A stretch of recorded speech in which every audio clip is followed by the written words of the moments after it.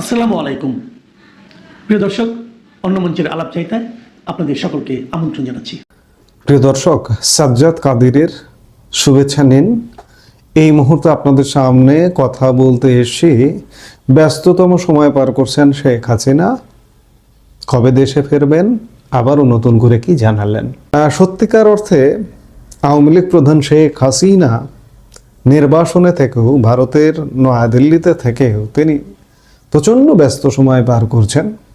তিনি পৃথিবীর এমন কোনো গণমাধ্যম নেই, পৃথিবী বিখ্যাত গণমাধ্যম থেকে শুরু করে ছোটোখাটো সব ধরনের গণমাধ্যমে তিনি সাক্ষাৎকার দিচ্ছেন। বিভিন্ন ভাষার, ইংরেজি ভাষা তো বটেই, সেই সাথে বাংলা ভাষার বিদেশি গণমাধ্যমগুলোতেও সাক্ষাৎকার দিচ্ছেন। কলকাতার গণমাধ্যমগুলো বাদ যাচ্ছে না। আজকে একটি সাক্ষাৎকার বেরিয়েছে কলকাতার প্রসিদ্ধ অনলাইন পোর্টাল এই সময় অনলাইনে, এবং সেখানে তিনি তার বিভিন্ন কর্মপরিকল্পনা, তার অভিমত ব্যক্ত করেছেন। আমি তার আগে একটু বলে নিই যে উনি শুধু সাক্ষাৎকারে দিচ্ছেন না, উনি একদম তৃণমূল পর্যায় পর্যন্ত কেন্দ্রীয় নেতাদের সাথে তো কথা বলছেনই, একদম উপজেলা পর্যায়ের নেতার সাথেও তিনি অনলাইনে যোগাযোগ অব্যাহত রেখেছেন। তাহলে চিন্তা করুন যে তার প্রতিদিনের ব্যস্ততাটা কিভাবে যাচ্ছে। আর মাত্র ২৬ দিন পরেই বাংলাদেশের আসন্ন ত্রয়োদশ বিতর্কিত জাতীয় সংসদ নির্বাচন। শেখ হাসিনা ক্ষমতাচ্যুত হওয়ার পর থেকে তিনি ভারতে রয়েছেন, আর নিজেদের দেশে তার দল আওয়ামী লীগের যাবতীয় কার্যক্রম নিষিদ্ধ করেছে বাংলাদেশের অন্তর্বর্তী সরকার। ফেব্রুয়ারির নির্বাচন ও গণভোট, তাতে আওয়ামী লীগের অংশগ্রহণের সম্ভাবনা বা দলের সমর্থকদের প্রতি আহ্বান থেকে তার দেশে ফেরার শর্ত, এসব বিষয় নিয়ে কলকাতার বাংলা নিউজ পোর্টাল এই সময়কে দেওয়া এক সাক্ষাৎকারে খোলা মনে প্রতিটি প্রশ্নের সবিস্তারে জবাব দিয়েছেন বাংলাদেশের নির্বাসিত প্রধানমন্ত্রী শেখ হাসিনা। এই সময়ের এই ইমেলে সাক্ষাৎকারটি গ্রহণ করেছেন অনমিত্র চট্টোপাধ্যায়। এই অনমিত্র চট্টোপাধ্যায় বাংলাদেশেও এসেছিলেন এবং বাংলাদেশের আরেকটি প্রধান রাজনৈতিক দল বিএনপির মহাসচিব মির্জা ফখরুল ইসলাম আলমগীরের যে সাক্ষাৎকার নিয়েছিলেন, এবং সেই সাক্ষাৎকার পরবর্তীতে মির্জা ফখরুল ইসলাম আলমগীর অস্বীকার করেছিলেন। সেই সাক্ষাৎকার গ্রহণকারী অনমিত্র চট্টোপাধ্যায় ইমেলে শেখ হাসিনার সাক্ষাৎকার গ্রহণ করেছেন।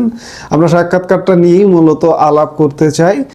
ইমেলে প্রশ্ন করছেন অনমিত্র চট্টোপাধ্যায় যে ভারতে আপনি কেমন আতিথেয়তা পাচ্ছেন, আপনি কি কোনো আন্তরিকতার অভাব বোধ করছেন?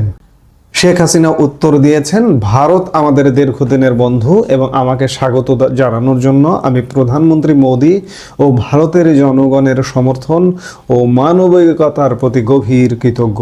আমাদের দুই দেশের সম্পর্ক অত্যন্ত গভীর ও বহু বছরের পারস্পরিক শ্রদ্ধা এবং সহযোগিতার মাধ্যমে তা গড়ে উঠেছে। অবাধ ও অন্তর্ভুক্তিমূলক নির্বাচনের আহ্বান জানিয়ে এবং সংখ্যালঘুদের উপর নির্যাতনের বিষয়ে উদ্বেগ প্রকাশ করে ভারত নীতিগত অবস্থান নিয়েছে। ধর্মীয় সংখ্যালঘুদের উপর হিংসা, দীর্ঘদিনের অর্থনৈতিক অংশীদারি নষ্ট হওয়া এবং ঢাকা থেকে সরকারি কর্তাদের বিদ্বেষপূর্ণ মন্তব্যের বিষয়ে ভারতের উদ্বেগ যথার্থ। কূটনৈতিক প্রাঙ্গণে হামলা, আমাকে প্রত্যর্পণের দাবিতে মিছিল এবং বিচ্ছিন্নতাবাদী গোষ্ঠীগুলোকে আশ্রয় দেওয়া নিয়ে এনসিপির হুমকি, এগুলো বাংলাদেশের জনগণের প্রতিনিধিত্ব করে না। এগুলো অন্তর্বর্তী সরকারের আশকারা পাওয়া চরমপন্থী জঙ্গিদের কাজ। জাতি হিসেবে আমাদের পথ চলার মূলনীতি সর্বদা ছিল সবার সঙ্গে বন্ধুত্ব, কারো সাথে বৈরিতা নয়। আমি নিশ্চিত যে আমাদের সম্পর্ক এই কঠিন সময় অতিক্রম করবে এবং বাংলাদেশিরা তাদের নিজেদের সরকার বেছে নেওয়ার স্বাধীনতা পাবে, তখন তা আরও শক্তিশালী হবে। দ্বিতীয় প্রশ্ন করেছেন এই সময়, মুক্তিযুদ্ধের চেতনা ও স্বাধীনতা বিরোধী শক্তির এই আধিপত্য কি বাংলাদেশে চিরস্থায়ী হয়ে গেল? শেখ হাসিনা বলছেন, 1971 সালের মূল্যবোধ আমাদের দেশের অস্তিত্বের সঙ্গে মিশে রয়েছে। যে শক্তিগুলো এই মূল্যবোধ মুছে ফেলতে চায় তারা ইতিহাসের বিরুদ্ধেই লড়াই করছে। আজ বাংলাদেশে আমরা যা দেখছি তা আমাদের পূর্বপুরুষদের লড়াইয়ের মূল্যবোধের সম্পূর্ণ বিপরীত। গণতন্ত্র ক্ষয় করা হয়েছে, রাজনৈতিক দল নিষিদ্ধ করা হয়েছে এবং নির্বিচারে গ্রেপ্তার নিত্যদিনের ঘটনা হয়ে দাঁড়িয়েছে। নারী সমাজকে জনজীবন থেকে সরিয়ে দেওয়া হয়েছে। ধর্মীয় সংখ্যালঘুরা প্রতিদিন হিংসার শিকার হচ্ছেন এবং তথাকথিত ধর্ম অবমাননার অভিযোগ তুলে নির্মমভাবে পিটিয়ে খুন করা হচ্ছে, যেমন আমরা দীপুচন্দ্র দাসের নৃশংস হত্যাকাণ্ডের ক্ষেত্রে দেখেছি। পাকিস্তানের সঙ্গে ঘনিষ্ঠ হওয়ার জন্য অন্তর্বর্তীকালীন সরকারের প্রচেষ্টা 1971 সালে নিপীড়ন থেকে দেশ মুক্ত করতে লড়াই করা শহীদদের প্রতি অপমান ছাড়া কিছুই নয়। অন্তর্বর্তী সরকার আমাদের মুক্তিযুদ্ধের চেতনা মুছে ফেলার যতই চেষ্টা করুক না কেন, পাকিস্তান যে গণহত্যা চালিয়েছিল তা কখনোই ভোলা যাবে না। আমরা যেন ভুলে না যাই যে পাকিস্তান কখনো এই গণহত্যার জন্য প্রকাশ্যে ক্ষমা চায়নি। স্বাধীনতা বিরোধী এই শক্তিগুলি আমাদের প্রতিষ্ঠার নীতিগুলো ধ্বংস করার চেষ্টা করেছে, কিন্তু তারা সফল হবে না, কারণ বাংলাদেশ তার জনগণের, সাময়িকভাবে ক্ষমতা দখলকারী কোনো চরমপন্থীদের নয়। নেক্সট প্রশ্ন করছে, এই সময় যে মোহাম্মদ ইউনূস সরকার 12 ফেব্রুয়ারি বাংলাদেশে যে নির্বাচনের ডাক দিয়েছে, আপনি কি মনে করেন তা অনুষ্ঠিত হবে? পরিস্থিতির হঠাৎ কোনো পরিবর্তনে আওয়ামী লীগের তাতে অংশগ্রহণের কোনো আশা রয়েছে কি? শেখ হাসিনা উত্তর দিচ্ছেন, ফেব্রুয়ারিতে নির্বাচন হবে কিনা তার চেয়ে বড় কথা হলো সেই নির্বাচন অবাধ, সুষ্ঠু এবং অংশগ্রহণমূলক হবে কি না। আওয়ামী লীগকে নিষিদ্ধ রেখে অনুষ্ঠিত নির্বাচন কেবল নামমাত্র নির্বাচন এবং তা গণতন্ত্রের প্রতি উপহাস। শরীফ ওসমান হাদির হত্যাকাণ্ড তথাকথিত এই গণতান্ত্রিক প্রক্রিয়ার অবস্থা সম্পর্কে সব কিছু বলে দেয়। ঢাকা 8 আসনে বিএনপি, জামাত এবং এনসিপি প্রার্থীদের মধ্যে নির্বাচনী বিরোধের জেরে সে খুন হয়েছে। এর জবাবে প্রশাসন আওয়ামী লীগ সদস্যদের বিরুদ্ধে ধরপাকড় শুরু করে এবং বিশৃঙ্খল জনতাকে সংবাদ মাধ্যম, সাংবাদিক, কূটনৈতিক মিশন এবং সাংস্কৃতিক প্রতিষ্ঠানের ওপর হামলা চালানোর সুযোগ করে দেয়। নির্বাচনে অংশ নিতে চাওয়া প্রকৃত স্বতন্ত্র প্রার্থীদের অংশগ্রহণে বাধা দেওয়া হচ্ছে।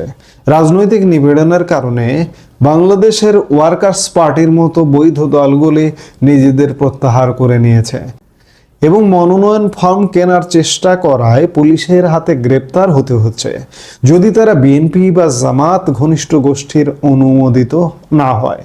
এটি কখনোই একটি অবাধ ও সুষ্ঠু নির্বাচনের পরিস্থিতি হতে পারে না। গণতান্ত্রিক পরিবেশ ফিরে আসার উপরে আমাদের অংশগ্রহণ নির্ভর করছে। পরিবেশ ফিরবে, বেআইনি নিষেধাজ্ঞা তুলে নেওয়া, মিথ্যা মামলায় আটক রাজবন্দীদের মুক্তি দেওয়া এবং সত্যিকার অর্থে অবাধ নির্বাচন নিশ্চিত করা হলে তখন। ইউনূস জানেন বাংলাদেশিদের সামনে প্রকৃত বিকল্প দেওয়া হলো তারা আমাদেরই ভোট দেবেন, তাই ব্যালট বাক্সে আমাদের মুখোমুখি হওয়ার বদলে তিনি আমাদের কার্যক্রম নিষিদ্ধ করেছেন। আমি হতাশ যে জাতিসংঘ পর্যবেক্ষক পাঠাতে অস্বীকার করেছে। আন্তর্জাতিক সম্প্রদায়কে অবশ্যই গণতন্ত্রের পক্ষে দাঁড়াতে হবে, অবাধ, সুষ্ঠু ও অন্তর্ভুক্তিমূলক নির্বাচনের আহ্বান জানাতে হবে। অনির্বাচিত শক্তিগুলোকে আমাদের দেশের গণতান্ত্রিক ভিত্তির অপূরণীয় ক্ষতি করার সুযোগ দেওয়া উচিত নয়।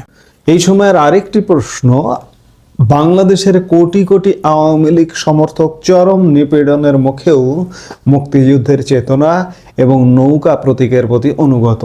নির্বাচন হলে আপনি তাদের কি ভূমিকা পালন করতে বলবেন? শেখ হাসিনার উত্তর, আজকের বাংলাদেশের রাজনৈতিক সংশ্লিষ্টতা কারাদণ্ডযোগ্য অপরাধ হয়ে দাঁড়িয়েছে।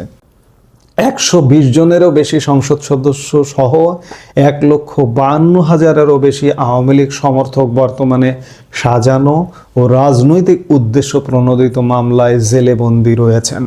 তারা সেখানে অমানবিক অবস্থায় রয়েছেন, নিয়মিত চিকিৎসা সেবা থেকে বঞ্চিত হচ্ছেন, পর্যাপ্ত জায়গা ও খাবার পাচ্ছেন না এবং নির্যাতনের শিকার হচ্ছেন, যার ফলে 100 জন মানুষ ইতিমধ্যেই কারাগারে মারা গেছেন।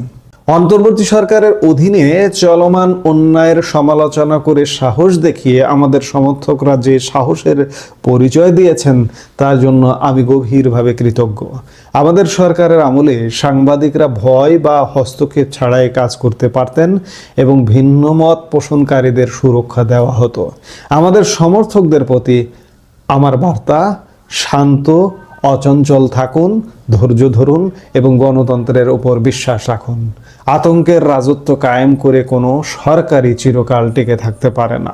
এই সময়ের আরেকটি প্রশ্ন যে বাংলাদেশের বর্তমান এই অরাজক পরিস্থিতির জন্য আপনি কাকে দায়ী করেন? শেখ হাসিনা উত্তর দিচ্ছেন, এর দায়ভার অনির্বাচিত অন্তর্বর্তী সরকার এবং তারা যে চরমপন্থী শক্তিগুলোকে শক্তিশালী করেছে তাদের উপরই বর্তায়। অত্যন্ত সুপরিকল্পিত কৌশলে ইউনূস আমাদের অর্থনীতি, গণতান্ত্রিক ও সামাজিক কাঠামো এবং প্রতিষ্ঠানগুলোকে মারাত্মকভাবে ক্ষতিগ্রস্ত করেছেন। বিনিয়োগ থমকে গিয়েছে, আমদানি রপ্তানি বন্ধ হয়ে গিয়েছে, যুব সমাজ, কৃষক এবং শ্রমিকদের কর্মসংস্থান প্রায় নেই বললেই চলে। এর আগে বাংলাদেশ ছিল এই অঞ্চলে অর্থনৈতিক সমৃদ্ধি, সামাজিক অগ্রগতি এবং ধর্মীয় সহনশীলতার আলোকবর্তিকা। আমরা মিয়ানমারের সংঘাত থেকে পালিয়ে আসা হাজার হাজার রোহিঙ্গাকে স্বাগত জানিয়েছিলাম। 2023-এ আমাদের অর্থনীতির 7%-এর বেশি অগ্রগতি হয়েছিল।